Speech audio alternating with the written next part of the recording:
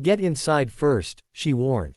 The rancher froze. Wind hissed across the open plains, sharp and restless, carrying with it the smell of rain and something else, something metallic, like the air after lightning strikes. The woman's voice trembled against the vast emptiness of the land, barely louder than the wind, yet it struck him harder than the gusts that battered the porch.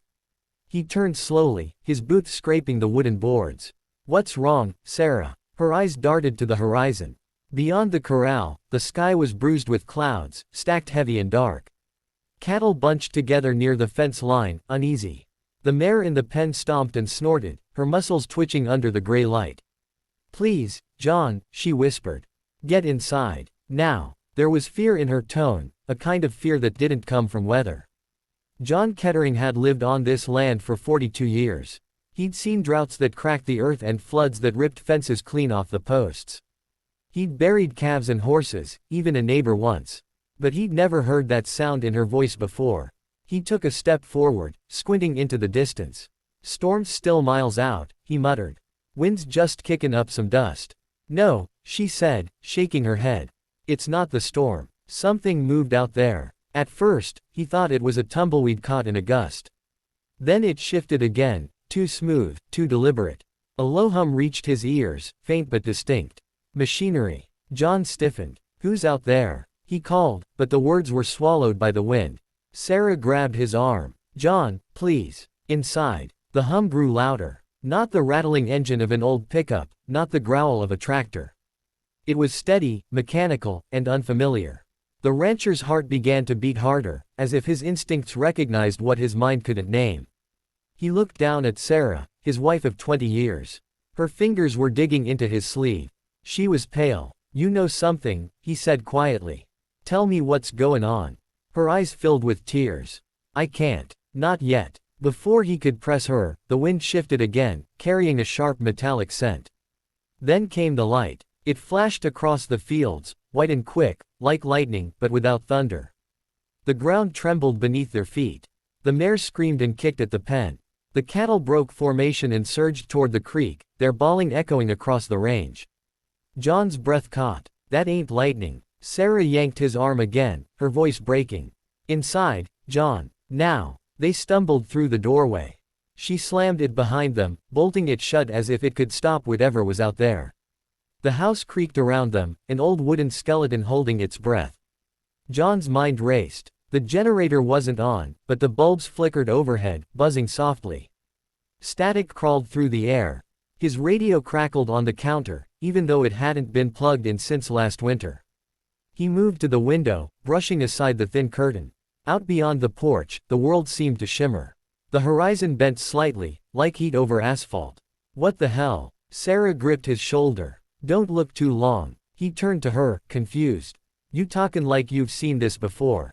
Her lips trembled. I have. The air hummed louder. The boards under their feet vibrated. In the corner of the room, the clock's hands spun backward for 3 seconds, then stopped. John's chest tightened. He felt the same way he had when a bull had once charged him in the pen. Pure instinct, no thought, just a certainty that something was coming. Sarah moved to the cupboard and pulled out the old lockbox they kept for papers and keepsakes. From it, she drew a small, tarnished pendant. It was shaped like a teardrop, etched with markings that looked almost like letters, but not from any language he knew. What's that? He asked. She held it tightly in her palm. The reason they're here. He stared. Sarah, who's they? Before she could answer, a low rumble rolled across the fields. The walls rattled, and a deep vibration pressed through the floorboards into his boots. The bulbs flared bright white, then blue, showering sparks across the kitchen table. The house plunged into shadow, lit only by the gray light seeping through the windows. Sarah stepped closer to him, whispering so softly he almost didn't catch it. I didn't want you to find out this way. He frowned, bewildered. Find out what? She didn't answer. Instead, she pressed the pendant into his hand. It was warm, almost too warm, like it had been sitting in the sun. Keep it with you, she said. No matter what happens. What the hell is going on, Sarah? You're scarring me. Outside, something passed in front of the window, just a blur, a shadow moving too fast to follow. John stepped back, reaching instinctively for the shotgun by the door. He loaded a shell, heart pounding. "John, don't," she cried. "They'll take it as a threat." He hesitated. "Who?" But the words barely left his lips before the front door shuddered under a massive blow. The sound was like wood splintering under a sledgehammer. The hinges screamed. Another hit came, harder, cracking the frame. "Jesus," he muttered. Sarah grabbed his arm again. "Back room. Go." They ran down the narrow hallway as the door gave way behind them. A gust of air ripped through the house, tearing pictures from the walls. The glass shattered on the floor, fragments glinting in the dim light. John turned, just for a moment, and saw it. A figure stepped into the doorway, not human, not entirely. It was tall, thin, its skin like burnished glass, reflecting the light from outside in shifting colors.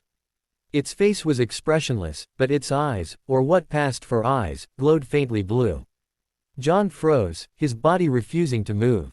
The thing tilted its head, studying him, and raised one long, slender hand. Sarah screamed his name, grabbing him, pulling him through the back door. They stumbled out into the open air, into wind and dust. The storm had arrived, rolling in like a beast with claws of lightning. They ran toward the barn. Behind them, the house exploded in a burst of light, silent, white, consuming. When John blinked again, half the house was gone. Just gone. The rest smoldered like ash, edges curling inward as if being erased from existence. They reached the barn, slammed the door shut, and collapsed against it, gasping. John turned to her, eyes wide. What in God's name was that? She was crying now, silently, her face streaked with dirt and tears. "I told you to get inside first," she whispered. "You weren't supposed to see it." "See what?" he demanded. She looked up at him, her eyes shimmering with something between guilt and sorrow. "Them coming back." He stared at her, the pendant heavy in his palm. "You're talkin' like you knew this was gonna happen." "I did. Sarah, you'd better start talkin' sense." She swallowed hard. "Before I met you, I wasn't here." "Not really. I don't mean I was livin' somewhere else. I mean, I wasn't from here." He frowned, trying to process her words. "You're not making sense." "I know," she said softly. "But you've seen them now. You've seen what they can do." He shook his head, backing away. "You're telling me what? You brought this. You called those things here." "I didn't call them," she said. "They're following me." The barn's roof groaned under a sudden gust. Dust fell from the rafters. Somewhere outside, the cattle were bawling again, panicked, scattering. In every direction. The air hummed faintly, that same vibration crawling through the ground. John stared at her, anger and fear twisting together in his chest. "Who are you, Sarah?" "I'm still me," she said, voice trembling. "But I'm not what you thought. I came here to hide. To start over. They weren't supposed to find me."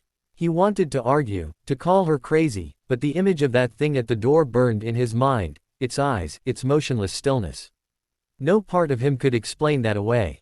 He clenched the pendant tighter. "And what's this?" "It's a beacon," she said. "It was meant to keep them away. But now that it's active." Her words faded as another flash of light seared through the cracks in the barn wall. The air pressure dropped. John felt it in his chest, like the world was sucking in a breath. Sarah grabbed his hand. "We don't have much time." "Time for what?" "For you to decide whether you want to live." He didn't have a chance to respond. The light burst through the wall, blinding white, and the sound that followed wasn't like thunder, it was like every sound on earth collapsing at once. Then, silence. When John opened his eyes, the barn was still. Dust hung in the air like smoke. The hum was gone. Sarah was gone too. The pendant was cool now, resting in his palm. He stumbled to his feet, heart pounding, and pushed open the barn door. Outside, the ranch was unrecognizable. The storm had passed, but everything looked altered. The grass shimmered faintly in the moonlight, though there was no moon. The air was too still. The colors were wrong, muted and pale. His house, what was left of it, was frozen in mid-collapse, chunks of wood hanging in the air like they were caught between moments. "Sarah," he shouted. No answer. He stepped out, boots crunching on gravel. The pendant pulsed faintly with light, once, twice. Then he heard a voice, not hers, but familiar in a strange way. It came from nowhere and everywhere, vibrating through his bones. "John Kettering," it said. "You were not meant to see this." He spun, eyes wide. "Who's there?" Silence. Then the light returned, smaller this time, hovering above the ruined porch. Slowly, it coalesced into a shape. A human shape. Sarah. But not quite. Her form flickered, translucent. She looked at him, sadness written across every line of her face. "I'm sorry," she said. "They took me back. I tried to stay." He stepped closer. "Sarah, what are you?" Her image wavered. "Keep the pendant. It'll protect you when the others come. Promise me you'll stay here." He reached out, but his hand passed through her like smoke. "Sarah." Her image began to fade. "I love you," she said softly. "Remember that, no matter what they tell you." And then she was gone. The wind returned, gentle now, whispering across the fields. The cattle were gone. The mare was gone. The world was quiet, as if the land itself was holding its breath. John stood alone in the middle of it all, clutching the pendant, staring at the empty sky.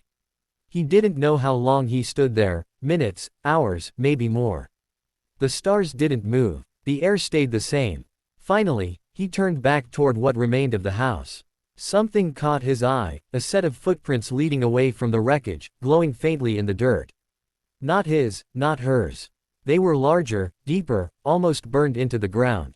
He followed them for a few yards until they simply stopped. In the distance, a low rumble echoed again, faint but unmistakable. The same hum, coming from somewhere beyond the ridge. He tightened his grip on the pendant and took a step forward. Whatever had changed his world tonight wasn't finished with him. And deep inside, beneath the fear and grief, a new feeling stirred, something almost like understanding. Because as impossible as it was, part of him knew the truth now. They hadn't just come for Sarah. They'd come for him, too. And everything he thought he knew about his life, his land, his world, was about to change forever.